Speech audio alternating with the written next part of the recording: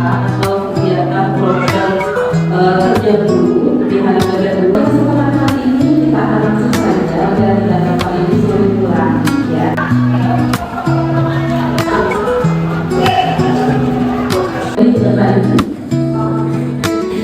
Sebelumnya mohon izin Ibu Pengawas bahwa setiap sekolah pasti memiliki kriteria tertentu. Namun perlu perhatian bahwa terutama dalam penerapan PM dan KKA itu sendiri dan bagaimana penjaminan mutu secara keseluruhan. Jadi dari bank yang sudah dilaksanakan itu bisa memberikan dampak yang positif bagi pembelajarnya. Itu ada tiga.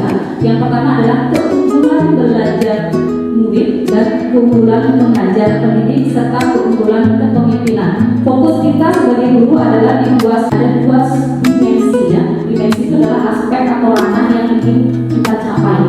Dalam keunggulan belajar murid ada dua dimensi yang akan menjadi goalsnya, yaitu adalah budaya belajar dan pencapaian pembelajaran, belajar mandiri ataupun kegiatan seperti sekarang yang kita laksanakan.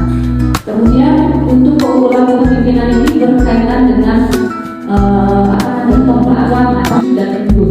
Kalau dia tanya sama Bapak Ibu melihat 4 tahapan ini, kira-kira Bapak Ibu mau ada di tahap mana? Dalam mengimplementasi atau berkembang di maju atau di guru itu sudah ada nanti analisis awalnya. Nah kalau untuk di pra berkembang, ya namanya juga pra berkembang, dan itu adalah tahap paling awal. Yang artinya membuat resep masakan.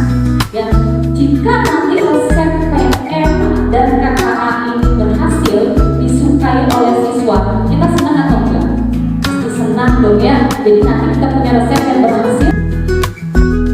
Tidak, bukan berarti kita harus, sebenarnya yang harus kita lakukan adalah apa sih yang bisa kita lakukan, apa sih yang bisa guru lakukan agar sekolah kita menjadi sekolah yang ini adalah pembelajaran melalui siklus pendidikan nanti ya. Sekolah memberikan pada akses yaitu mencari masalah berdasarkan data. Contohnya dari lagu di di mana Bapak Ibu guru itu mengumpulkan satu teks untuk memperbaiki pembelajaran. Oke Bapak Ibu, mungkin dari pemaparan dari diri saya juga refleksi itu kan harus dilakukan di akhir pembelajaran. Tapi di sini kemarin di awal pembelajaran kelas 8, kalau apakah boleh refleksi itu diberikan di awal atau harus di akhir saja? Kalau menurut dia, nanti Ibu mau bantu usahakan dia. Kalau jawaban saya itu Ibu. Yang Ibu Eva tadi itu kan refleksi di bagian awal.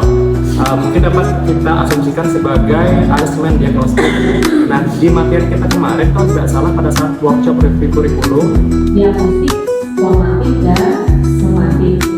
Kalau sekarang sebenarnya dalam pembelajaran mendalam, asesmen diagnostik itu Buku materi bukan evaluasi.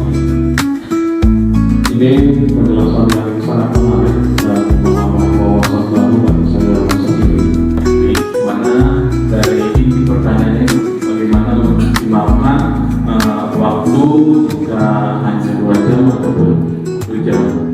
Nah, di mana jawaban dari dia itu untuk kesalahan Bapak Ibu di kelas, dan di mana saya sebagai pengawas itu bisa membantu Bapak Ibu untuk peningkatan mutu di sekolah gitu ya.